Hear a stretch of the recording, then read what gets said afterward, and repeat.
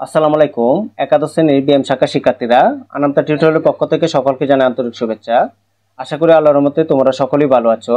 আজ তোমাদের জন্য হিসাব বিজ্ঞান নীতি ও প্রয়োগ 1 থেকে গ বিভাগে আর্থিক অবস্থা বিবরণীর উপর 2024 সালের বোর্ড প্রশ্নটি সমাধান করব। এটা তোমাদের নবম অধ্যায় থেকে প্রতি বছর এসে থাকে। এটা তোমাদের বাধ্যতামূলক। এখানে একটা প্রশ্ন থাকবে এবং একটা প্রশ্নের আনসার করতে হবে। এখানে 12 মার্ক থাকবে। তাহলে চলো আমরা ক্লাসটি শুরু করি। তোমরা অনেকে এটা আর্থিক অবস্থা বিবরণীর উপর চার্টটি চাও। আমরা চার্টটি তোমাদের প্র্যাকটিক্যালি মানে হাতে কলমে শেখাবো, কারণ সরাসরি যদি আমি চার্টটি দিই তাহলে তোমরা অনেক কিছু বুঝতে পারবে না, কারণ এই চার্টটি তোমাদের পাঠ্য বইয়ের মধ্যে সরাসরি দেওয়াই আছে। আমরা প্রত্যেকটা পার্ট বাই পার্ট ক্ষুদ্র ক্ষুদ্র অংশ করে আমি চার্টটা সমাধান করব, যেমন যাতে তোমরা অঙ্কটা বুঝতে পারো এবং চার্টটাও খুব সহজে আয়ত্ত করে নিতে পারো। দেখো এখানে এই প্রশ্নটা 2024 সালে বিএম বোর্ডে এসেছে। এখানে দেখো আমাদের কি বলছে, এই যে এখানে একটা রেওয়া মিল চার্ট দেওয়া আছে, আর এখানে দেখো সমন্বয় সমূহ দেওয়া আছে। সমন্বয় এখানে দেওয়া আছে টোটাল 6টা, এই যে 1 থেকে এই 6 পর্যন্ত 6টা সমন্বয় দেওয়া আছে। আর আমাদের করণীয় বলছে, দেখো আমাদের করণীয় বলছে বিশদ আয় বিবরণী প্রস্তুত করার জন্য। তারপরে খ নম্বরে বলছে মালিকানা সত্ত্বর বিবরণী প্রস্তুত করার জন্য, আর গ নম্বরে বলছে আর্থিক অবস্থা বিবরণী প্রস্তুত করার জন্য। প্রথমে আমরা বিশদ আয় বিবরণীটা প্রস্তুত করব। বিশদ আয় বিবরণীটা প্রস্তুত করতে গেলে আমাদের দুইটা স্টেপ অতিক্রম করতে হবে। একটা হচ্ছে মোট মুনাফা আর একটা হচ্ছে নিট মুনাফা। প্রথমে আমরা মোট মুনাফাটা করে নিব। মোট মুনাফাটা করতে গেলে আমাদের যে চারটা প্রয়োজন, এই চারটা প্রত্যেকটা ধারাবাহিকভাবে ভেঙে ভেঙে আমি দেখাবো। দেখো মোট মুনাফা করতে গেলে প্রথমে আমাদের বিক্রয়ের অংশের কাজটা করে নিতে হবে। তাহলে চলো আমরা বিশদ আয় বিবরণীটা করে নিই। এখানে দেখো কিভাবে গড়টা আমাদের করে নিতে হবে। প্রথমে প্রতিষ্ঠানটার নাম লিখতে হবে, তারপরে যেহেতু বিশদ আয় বিবরণী চাইছে ক নম্বরে, যে ক নম্বর রিকোয়ার্ডটা দেওয়ার পর বিশদ আয় বিবরণীটা লিখবো, পরে 31শে ডিসেম্বর যে প্রথমে তারিখটা লিখবো, পরে মাসটা লিখবো, তারপরে সালটা লিখে নিব। আর এখানে গড়টা হবে দেখো বিবরণ, আর 3টা টাকার গড় হবে। প্রথমে আমরা বিক্রয়ের কাজটা সমাধান করব।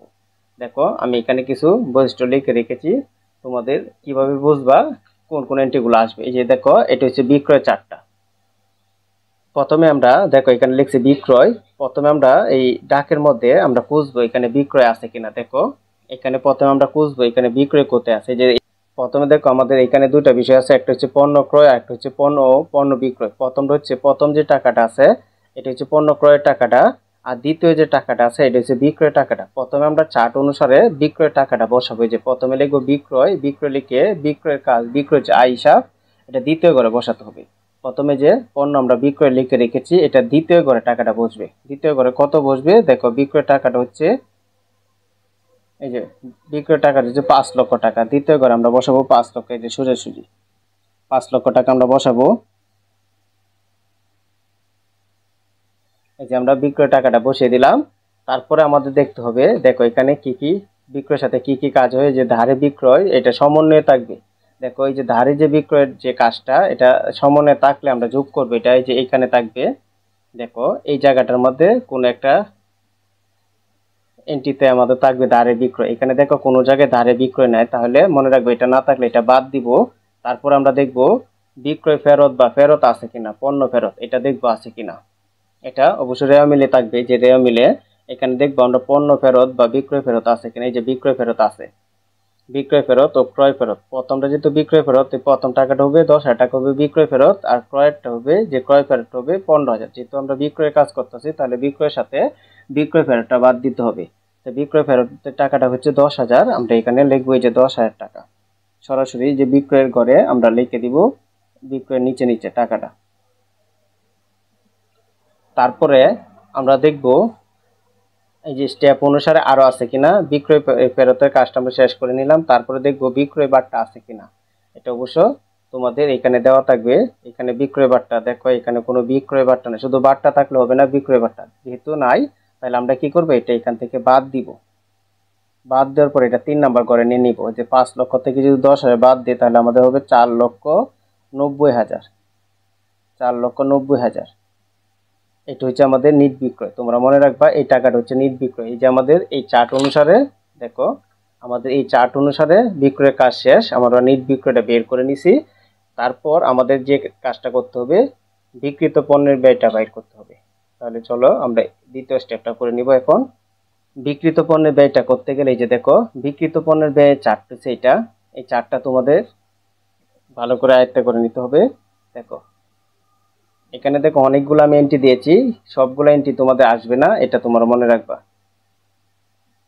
দেখো এখানে প্রথমে আমরা বিক্রিত পণ্যের ব্যয়ের মধ্যে প্রথমে কাজটা করতে হবে প্রারম্ভিক মজুত পণ্য। নিট বিক্রয়ের পরে আমাদের প্রথমে লিখতে হবে বাদ বিক্রিত পণ্যের ব্যয়, তারপরে লিখতে হবে প্রারম্ভিক মজুত পণ্য। তাহলে চলো আমরা দেখি চার্ট অনুসারে পাই কিনা।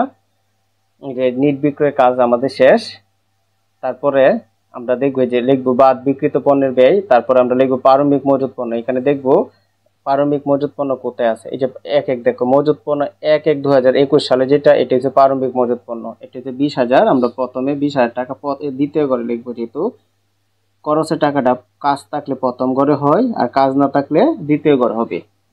তারপর দেখো মজুত পণ্য লেখার পর আমাদের প্রথমে এখানে কি লিখতে হবে, দেখো প্রারম্ভিক মজুত পণ্য লেখার পর আমাদের লিখতে হবে ক্রয়। আমরা দেখবো প্রশ্নতে ক্রয় আছে কিনা। এই যে দেখো প্রশ্নতে আমরা এই যে দেখছি পণ্য ক্রয় আছে, এই যে পণ্য ক্রয় কত আছে 3 লক্ষ টাকা। তাহলে আমরা এখানে লিখবো পণ্য ক্রয়। বুঝছো তোমরা, আমি যেভাবে স্টেপটা অতিক্রম করতেছি তোমরা এভাবে লিখতে যাবে, তাহলে দেখবা তোমাদের খুব সহজ হবে। পণ্য ক্রয়, পণ্য ক্রয়ের টাকাটা দেখো কত। এই যে আমাদের পণ্য ক্রয়ের টাকাটা হচ্ছে যে প্রথম টাকাটা হবে পণ্য ক্রয় 3 লক্ষ টাকা। যেহেতু পণ্য ক্রয়ের সাথে কাজ আছে, আমরা জানি খরচের এই যে বিক্রিত পণ্যের ব্যয় যত খরচের টাকা আছে সবগুলা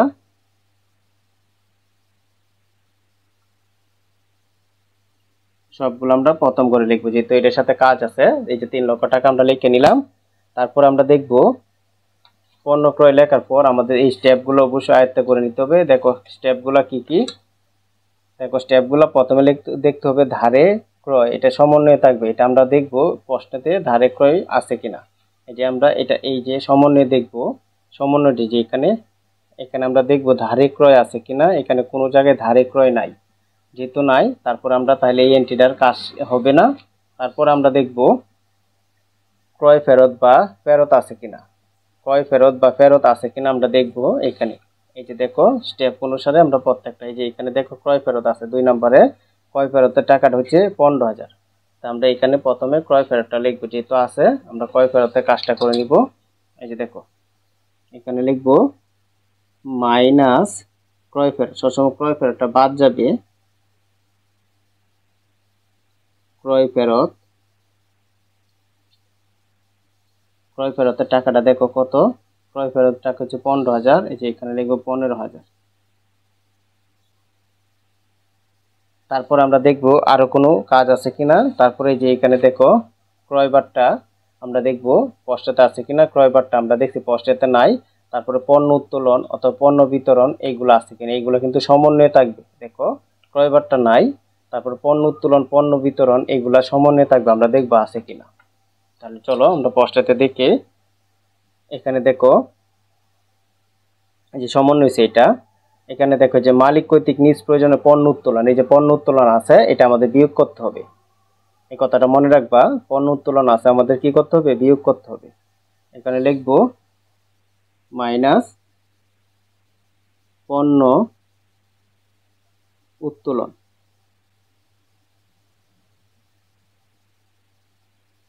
পণ্য উত্তোলনের টাকাটা কত দেখো, পণ্য উত্তোলনের টাকাটা আমাদের এই যে এখানে 5,000 টাকা লিখতে হবে। এখানে লিখবো আমরা 5,000 টাকা। এখন আমরা এই সবগুলা এই যে ক্রয় থেকে এটাও বিয়োগ করবো, এটাও বিয়োগ করব।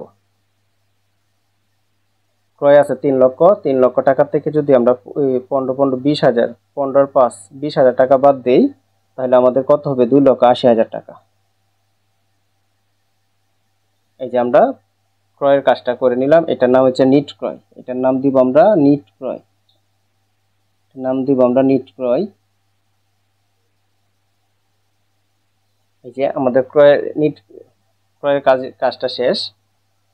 এখন যে আমাদের স্টেপটা অতিক্রম করতে হবে, তারপর দেখো আমাদের যে কাজটা করতে হবে, এখন আমাদের দেখবো যে আরো কিছু খরচ আছে।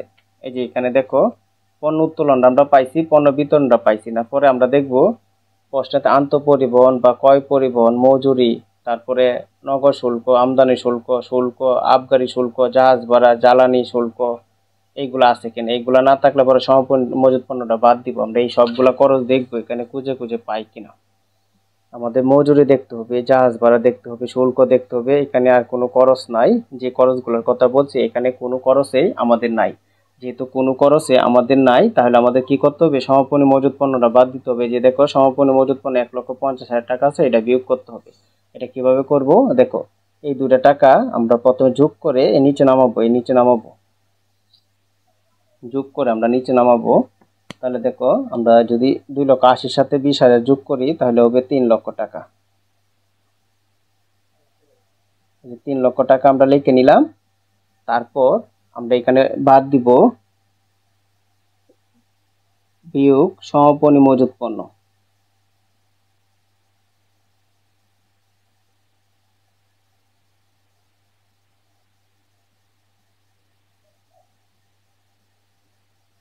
এই সমাপনী মজুত পণ্যটা লেখার পর টাকাটা আমরা দেখব কোথায় আছে। এটা সবসময় সমন্বয় থাকবে 1,50,000, এটা বিয়োগ করতে হবে। এই যে আমরা এখানে 1,50,000 টাকা বিয়োগ করব। তাহলে 3 লক্ষ থেকে 1,50,000 টাকা বাদ গেলে এখানে আমাদের ফলটা হবে 1,50,000। তারপর এটাকে আবার বিয়োগ করতে হবে, কারণ এটা হচ্ছে খরচের টাকা। এখানে এই যে দেখো বাদ লিখছি, তাহলে এটা বিয়োগ করতে হবে যে এই টাকার থেকে। এটা বিয়োগ করলে এটা হবে আমাদের মোট মুনাফা। দেখো 4,90,000 থেকে 1,50,000 বিয়োগ হবে। আমরা এখানে ক্যালকুলেটর করে নেব। 4,90,000 বিয়োগ 1,50,000 যদি আমরা বিয়োগ করি তাহলে আমরা ফলটা পাবো 3,40,000। এখানে পাবো আমরা 3,40,000। তারপর এটা নামে হবে মোট মুনাফা। আমরা বলছি বিশদ আয় বিবরণী করতে গেলে দুটো স্টেপ অতিক্রম করতে হবে। একটা হচ্ছে মোট মুনাফা, তারপরে হবে নিট মুনাফা। আশা করি তোমরা মোট মুনাফা পর্যন্ত বুঝতে পেরেছো।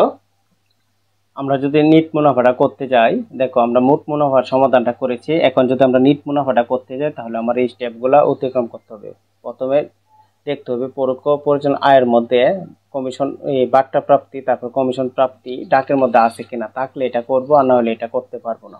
তোমরা দেখো এটা দেওয়া থাকবে এখানে কমিশন প্রাপ্তি, বাট্টা প্রাপ্তি এগুলা নাই। তাহলে যেহেতু এগুলা নাই, তাহলে আমাদের এই স্টেপটা হবে না। তোমরা মনে রাখবা পরোক্ষ পরিচালনা আয় এই স্টেপটা হবে না। তারপরে বাদ দিতে হবে পরিচালন ব্যয়।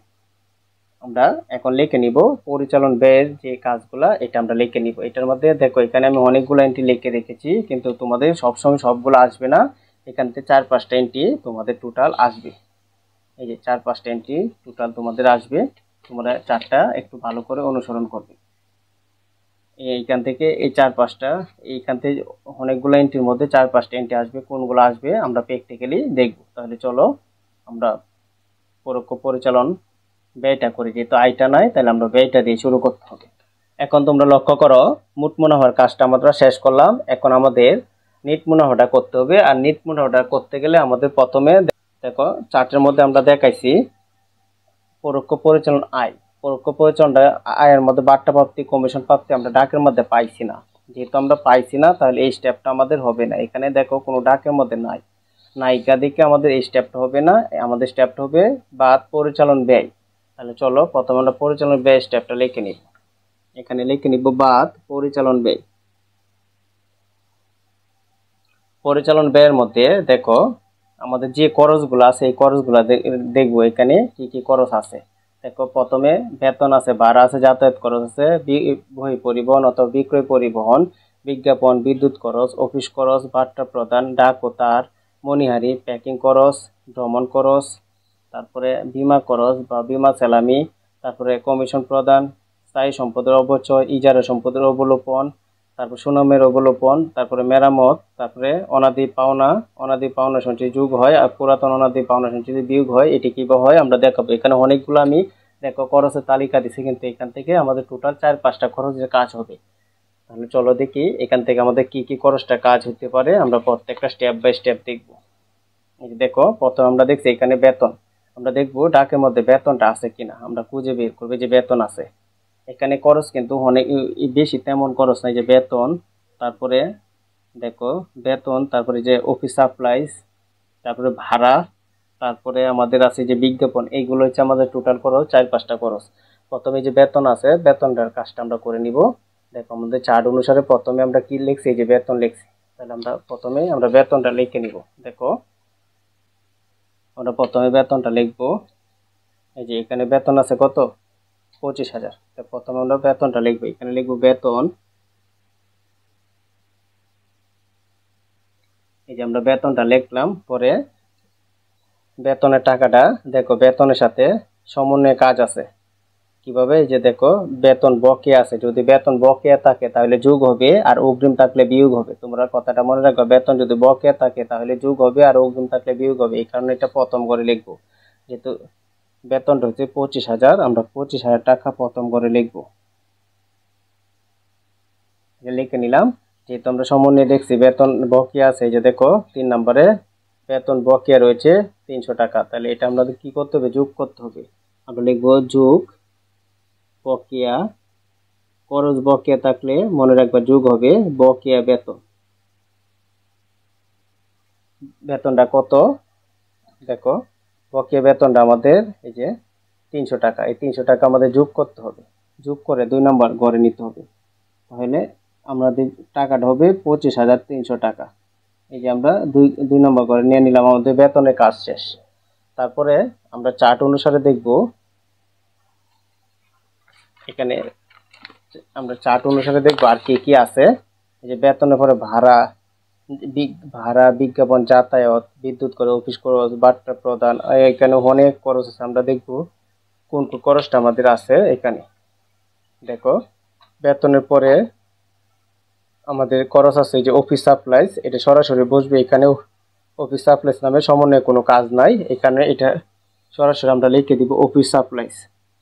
এই যে অফিস সাপ্লাইজের টাকাটা লক্ষ্য করো, এখানে দেখো 8,000 টাকা আছে, আমরা সরাসরি 2 নাম্বার করে, যেহেতু এটার সাথে কোনো কাজ নাই তাহলে 2 নাম্বার করে বসবে। অফিস সাপ্লাইজের পরে আমাদের দেখতে হবে আর কি কি খরচ আছে। এই যে দেখো অফিস সাপ্লাইজের পরে ভাড়া আছে, আমরা দেখবো সমন্বয়ে ভাড়ার সাথে কোনো কিছু আছে কিনা। এই যে এখানে লক্ষ্য করে যে ভাড়া অগ্রিম প্রদান করে 10,000, তো অগ্রিম থাকলে বিয়োগ হবে। প্রথমে আমরা ভাড়াটা লিখে নিব, এখানে লিখবো ভাড়া। দেখো আমরা রেয়া মিলে দেখবো ভাড়াটা কত আছে, যে রেয়া মিলে ভাড়াটা আছে 35,000, আমরা এখানে লিখবো প্রথম করে, যেহেতু ভাড়ার সাথে কাজ আছে তাহলে এটা প্রথম করে লিখবো। পরে বিয়োগ দিয়ে লিখবো অগ্রিম ভাড়া, আমরা দেখছি সমন্বয়ে অগ্রিম ভাড়া আছে, সব সমন্বয় রাখবো, অগ্রিম থাকলে কি হবে, বিয়োগ হবে। তাহলে এই যে দেখো সমন্বয়ে অগ্রিম ভাড়া কত আছে, এই যে অগ্রিম ভাড়া প্রদান করে 10,000, অগ্রিম থাকলেই মনে রাখবা খরচটা বিয়োগ হয়। 10,000 আমরা লিখবো, এই 35,000 10,000 গেলে এখানে হবে 25,000। এই যে ভাড়ার কাজটাও আমাদের শেষ। তারপরে আমরা দেখবো আর কি খরচ আছে। এই যে এখানে দেখো বিজ্ঞাপন আছে, বিজ্ঞাপন কত, 2,000 টাকা। বিজ্ঞাপনের সাথে সমন্বয়ে কিছু আছে কিনা আমরা দেখবো, সমন্বয়ে কোনো কিছু নাই, তাহলে আমরা বিজ্ঞাপনটা সরাসরি লিখবো। বিজ্ঞাপন, দেখো বিজ্ঞাপনের টাকাটা কত, এখানে দেখো বিজ্ঞাপনের টাকাটা আমাদের দেওয়া আছে 2,000 টাকা, আমরা সরাসরি 2,000 টাকা লিখবো, যেহেতু এখানে কাজ নাই তাহলে সরাসরি 2 নাম্বার করে। তারপরে পরের কাজগুলো আমরা ওই পৃষ্ঠাতে করব, এখান থেকে যেহেতু আমরা আড়াইতে পারবো না তাহলে আমরা পরের পৃষ্ঠাতে করতে হবে। তোমরা এখানে লক্ষ্য করো যে আমরা বিজ্ঞাপনের কাজটা শেষ করলাম, তারপরে আমরা দেখব আরো কি কি খরচ আছে। আমরা এখানে দেখব খরচের চারটা, এখানে দেখব চারটা, দেখলে আমরা বুঝতে পারবো আর কি কি খরচ আমাদের এখানে হবে। দেখো এখানে সব করছি, তারপরে দেখো এখানে লিখছে স্থায়ী সম্পদের অপচয়। সম্পদের যদি অপচয়ের কথা বলে তাহলে আমাদের হবে ইজারা সম্পদের অবলোপন, বললে আমাদের হবে সুনামের অবলোপন, বললে হবে মেরামত খরচ। তারপরে অনাদি পাওনা সঞ্চিতি, এগুলো আমরা দেখবো আছে কিনা। দেখো আমাদের ডাক্তার মধ্যে কি আছে, এই যে প্রাপ্য হিসাবের উপর 4,000 টাকা আদায়যোগ্য অবশিষ্ট প্রাপ্য হিসাবের উপর 5% অনাদি পাওনা সঞ্চিতি ধার্য করতে হবে। তাহলে অনাদি পাওনা সঞ্চিতির কাজ আছে আমাদের, দেখো এটা আমরা চার্টের মধ্যে আছে চারটা, তোমরা ফলো করো। এই যে দেখো আমরা দেখবো অনাদি পাওনা, তারপরে যে অনাদি পাওনা সঞ্চিতি, তারপরে পিউ পুরাতন অনাদি পাওনা সঞ্চিতি, এই স্টেপগুলো আমরা কোথায় আছে এটা আমরা খুঁজে বের করব। তাহলে এখানে দেখো আমাদের প্রথমে এখানে দেখতে হবে কোথায় আছে অনাদি পাওনা, এটি দেওয়া মিলে থাকবে অনাদি পাওনা। এখানে দেখো অনাদি পাওনা নাই, তাহলে আমরা কি করব, এই যে যেটা আছে যে প্রাপ্য হিসাবের উপর আদায়যোগ্য নয়, এটা হচ্ছে নতুন অনাদি পাওনা সঞ্চিতি, এই কথাটা মনে রাখবা। এটা হচ্ছে এই যে প্রাপ্য হিসেবে আদায়যোগ্য না, এটা হচ্ছে নতুন অনাদায়ী পাওনা। আর এই যে পার্সেন্টের যে টাকাটা বের করবো এটা হচ্ছে নতুন অনাদায়ী পাওনা সঞ্চিতি, এই টাকাটা আমরা লিখবো। তাহলে প্রথমে আমরা লিখবো নতুন অনাদায়ী পাওনা, যেহেতু এখানে আমাদের টাকাটা আছে আমরা লিখে নিব নতুন অনাদায়ী পাওনা। লিখবো নতুন অনাদায়ী পাওনা।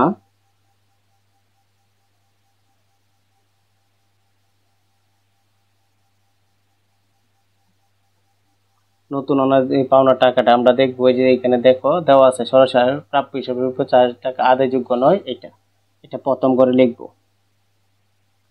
তারপর আমরা লিখবো যোগ নতুন অনাদায়ী পাওনা সঞ্চিতি।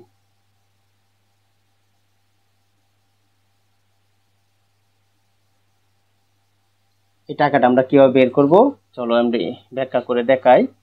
এখন দেখো যে এখানে অবশিষ্ট প্রাপ্য হিসাবের উপর 5% অনাদায়ী পাওনা সঞ্চিতি ধার্য করতে হবে। এটা হচ্ছে এই যে দেখো আমরা দেখতে হবে প্রাপ্য হিসাবটা কত। এখানে আমরা দেখব প্রাপ্য হিসাবটা কোথায় আছে। এই যে প্রাপ্য হিসাব, প্রথমটা হচ্ছে প্রাপ্য হিসাব, পরেরটা প্রদ হিসাব। প্রাপ্য হিসাবটা হচ্ছে দেখো 80,000 আর প্রদ হিসাব হচ্ছে 40,000। এই যে 80,000-এর উপরে আমাদের 5% ধরতে হবে। এটা ধরার নিয়মটা দেখো কিভাবে ধরতে হয়। প্রথমে আমরা 80,000 টাকা তুলবো, এখানে যে 80,000 টাকা ক্যালকুলেটারে তুলবো। তোলার পর বিয়োগ দিব যেটা আদায়যোগ্য নয়, যে কত 4,000 টাকা আদায়যোগ্য নয়, এটা বিয়োগ করে দিব। বিয়োগ করলে হয় 76,000। এটার উপরে আমাদের এই কত পার্সেন্ট দেবো, 5% গুণ 5 শিফট পার্সেন্ট দিব। তাহলে আমরা এই যে 3800 টাকা পাইছি, এটা আমরা যোগ করে নিব। এটা আমরা লিখবো এখানে 3800 টাকা, 3800। তারপর নতুন অনাদি পাওনা সঞ্চিতি, এই যে দেখো রেওয়া মিলে থাকবে অনাদি পাওনা সঞ্চিতি। রেওয়া মিলে দেখো অনাদি পাওনা সঞ্চিতি নামে কোনো টাকা নাই, তাহলে আর আমাদের কোনো কাজ হবে না। এটা সরাসরি যোগ করে আমরা 2 নাম্বার করে নিয়ে নিব।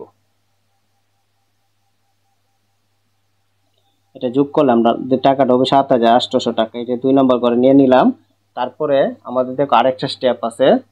আরেকটা স্টেপ হচ্ছে যে দালান কোটার উপর 5% অবচয় ধরতে হবে। এই যে আমাদের চার্টটা একটু লক্ষ্য করো, তাহলে তোমরা বুঝতে পারবা। এই যে আমরা এখানে চার্টটা দিছি, এই যে চার্টটা দেখো, এই যে স্থায়ী সম্পদের অবচয়, স্থায়ী সম্পদ বলতে দালান কোটা কিন্তু স্থায়ী সম্পদ, এটার উপর অবচয় ধরতে হবে। তাহলে প্রথমে আমরা এই দেখো এখানে কি বলছে যে দালান কোটার উপর 5% অবচয় ধার্য করতে হবে। এটা হচ্ছে স্থায়ী সম্পদ। এখানে দেখবো দালান কোটা কোথায় আছে। এই যে দালান কোটা, দালান কোটা আমাদের টাকাটা হচ্ছে 2,50,000, এটার উপরে 5% ধরতে হবে। তাহলে এখানে লিখবো দালান কোটার অবচয়, দালান কোটার অবচয় 5% বলছে। তাহলে দালান কোটা হচ্ছে 2,50,000, 2,50,000 গুণ 5 শিফট পার্সেন্ট ধরতে হবে। তাহলে আমরা পাই 12,500, এটা 2 নাম্বার করে বসিয়ে দিব 12,500। এই যে অবচয়টা আমরা করে নিলাম। তারপর আমাদের দেখতে হবে আরো কোনো কাজ আছে কিনা। যদি আমাদের কাজ থাকে তাহলে অবশ্যই করতে হবে, আর যদি কাজ না থাকে তাহলে দেখো আমরা দেখছি এখানে আর কোনো কাজ নেই, আমাদের আর কোনো কাজ নেই। তাহলে আমরা এখানে একটা টান দিয়ে দিব। এটা টান দেওয়ার পরে এখানে দেখো যে খরচগুলো আছে, যে 2 নাম্বার করে, 2 নাম্বার করে যে খরচগুলো আছে এইগুলো যোগ করে নিব। এখান দিয়ে আছে দেখো 25,300 যোগ, তারপরে 8,000 যোগ, তারপরে হচ্ছে আবার 25,000 যোগ, তারপরে 2,000 যোগ, তারপর ওই দিক দিয়ে আছে, ওই দিক দিয়ে আছে 7,800। এই যে এখানে দেখো 7,800 যোগ, তারপরে আছে 12,500। আমরা এটা যোগ করে নিব, তাহলে হয় 80,600। এখান থেকে আমরা এই যে টাকাটা পাইছি এটা আমরা এখানে লিখবো 80,600। এটা ব্র্যাকেট দিয়ে লিখবো, তোমরা সবসময় মনে রাখবা এটা ব্র্যাকেট দিয়ে লিখবা, কারণ এখান থেকে আমরা টাকাটা আছে কত 3,40,000 থেকে 80,600 আমরা বিয়োগ করব। এই যে 3,40,000 আমরা তুলবো, 3,40,000 বিয়োগ 80,600। 80,600 যদি আমরা বিয়োগ করি তাহলে পাবো 2,59,400। তাহলে আমরা টাকাটা পাবো 2,59,400। এটা হচ্ছে পরিচালন মুনাফা। এই যে এখানে আমরা টার্ম দিয়ে দিব, এখানে লিখবো 2,59,400। এটার নাম হচ্ছে পরিচালন মুনাফা, পরিচালন মুনাফা। তারপর এটার সাথে আমাদের অপরিচালন আয় এবং অপরিচালন ব্যয়গুলা যোগ বিয়োগ করার পর আমরা যে ফলটা পাবো এটা হচ্ছে নিট মুনাফা। তাহলে অবশ্যই আমাদের স্টেপটা অতি মনে রাখতে হবে।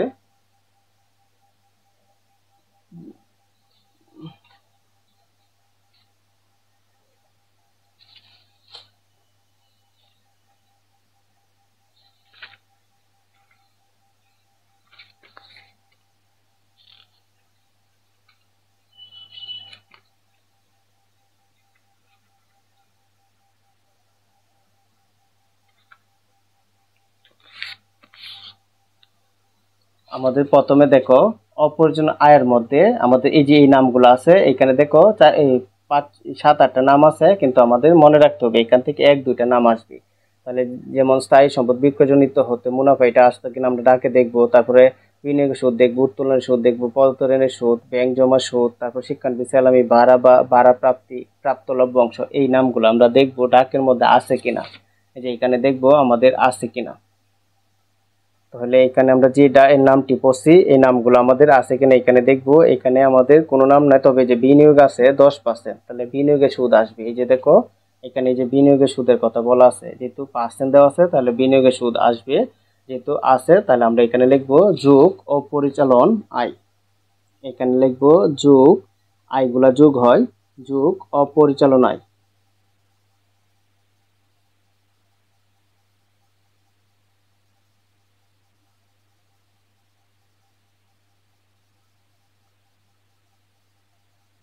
দেখো অপরজন আয়ের মধ্যে প্রথমে আমরা পাইলাম কি, এই যে বিনিয়োগের সুদ 10% বিনিয়োগের সুদ। বিনিয়োগটা দেখো 1/1/2021 সাল বলা আছে, তাহলে আমাদের বিনিয়োগের সুদ 10%। এই টাকাটা 10% দিলে যে টাকাটা হবে সম্পূর্ণটা আমাদের লিখতে হবে। এই কথাটা তোমরা মনে রাখবা। তাহলে বিনিয়োগের সুদটা কত ধরবো, বিনিয়োগটা আছে কত 70,000, 70,000 10% দিব।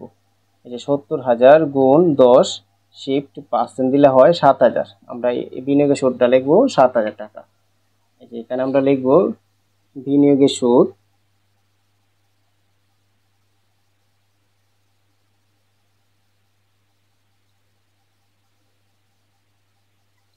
7,000 টাকা। যেহেতু আয়ের কাজ করতেছি এটা দ্বিতীয় ঘরে বসবে। এই যে বিনিয়োগের সুদ আমরা লিখে নিলাম 7,000 টাকা। তারপর আমরা দেখব আরো এই যে উত্তোলনের সুদ, ঋণপত্র, এই যে পদত্ত ঋণের সুদ, ব্যাংক জমা সুদ, শিক্ষানবী স্যালামি, উপভাড়া, প্রাপ্ত লভ্যাংশ, স্থায়ী সম্পদ বিক্রয়জনিত মুনাফা, এগুলো আছে কিনা আমরা দেখছি ডাকের মধ্যে এগুলা নাই, এগুলা নাই। তাহলে আমাদের এই যে আয়ের কাজ শেষ। এখন আমরা লিখব অপরিচালন ব্যয় বিয়োগ অপরিচালন ব্যয়। অপরিচালন ব্যয়, এই যে আমরা অপরিচালন ব্যয়টা এখন আমরা দেখবো অপরিচালন ব্যয়ের মধ্যে কোন স্টেপগুলো আমরা দেখতে হবে। এই যে এখানে দেখো অপরিচালন ব্যয়ের মধ্যে স্থায়ী সম্পদ বিক্রয়জনিত ক্ষতি আছে কিনা, মূলধনের সুদ আছে কিনা, ঋণ বা ব্যাংক ঋণের সুদ আছে কিনা, ব্যাংক জমা অতিরিক্ত সুদ আছে, ব্যাংক চার্জ আছে কিনা, শিক্ষানবিশ ভাতা আছে, চুরি বা দুর্ঘটনাজনিত ক্ষতি আছে কিনা, আমরা এই ডাকটার মধ্যে দেখবো আমরা যে স্টেপগুলো পড়ছি এগুলোর মধ্যে কোনটা আছে। দেখো আমাদের এই যে ঋণপত্রের উপর 15% দেওয়া আছে, তার মানে ঋণপত্রের সুদটা ধরতে হবে। এটা হচ্ছে 7 তারিখ 1/7/2021, যেহেতু 7 মাস 1/7/2021 7 মাস আছে, তাহলে আমরা 7 মাস থেকে হিসাব করাম। যেহেতু 7-7-এর 1 তারিখ আছে, 7 মাস হয় July, August, September, October, November, December, তাহলে আমাদের 6 মাসে সুদ ধরতে হবে। তাহলে 6 মাসে সুদ ধরার নিয়মটা কি দেখো, আমাদের এখানে ঋণের টাকাটা আছে 50,000, এখানে লিখবো 50,000 গুণ কত পার্সেন্ট ধরা লাগবে বলছে 15%। এই যে 15% পরে এটা যদি আমরা, যেহেতু 6 মাস অর্ধেক মাস ধরা লাগবে, পরে 2 দিয়ে ভাগ করলে আমাদের পেয়ে যাবো যে 3,750। তাহলে আমরা এখানে লিখতে পারবো ঋণপত্রের সুদ 3,750। এখানে লিখবো ঋণপত্রের সুদ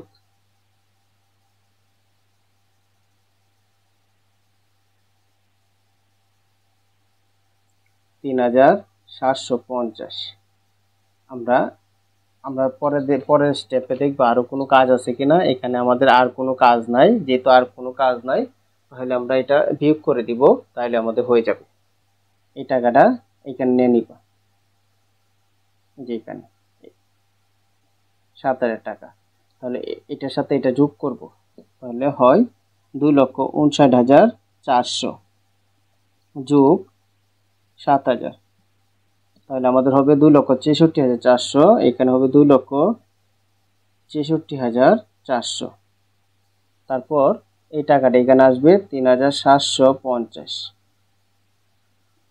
তারপর এটার থেকে এটা বিয়োগ হবে, যেহেতু এখানে বাদ দিছি অপরিচালন ব্যয়, এটা বিয়োগ করতে হবে, বিয়োগ 3,750। আমরা বিয়োগ করলে পাবো 2,62,650, এখানে পাবো 2,62,650।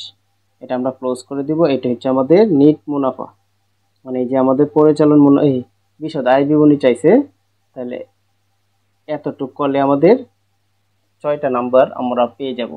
আশা করি তোমরা এই পর্যন্ত নিট মুনাফা পর্যন্ত বুঝতে পেরেছো। তারপরে তোমাদের দেখো এখানে এই যে দেখো মালিকানা সত্ত্ব বিবরণী প্রস্তুত করার জন্য, আর্থিক অবস্থা বিবরণী প্রস্তুত করার জন্য পরের স্টেপে আমি মালিকানা সত্ত্ব বিবরণী এবং আর্থিক অবস্থা বিবরণীটা প্রস্তুত করে নিব। আশা করি আমার ক্লাসটি তোমাদের ভালো লেগেছে। যদি আমার ক্লাসটি তোমাদের ভালো লেগে থাকে তাহলে অবশ্যই আমার চ্যানেলটি সাবস্ক্রাইব করে আমার পাশে থাকবে এবং লাইক শেয়ার কমেন্ট করতে ভুলবেন। আসসালামু আলাইকুম।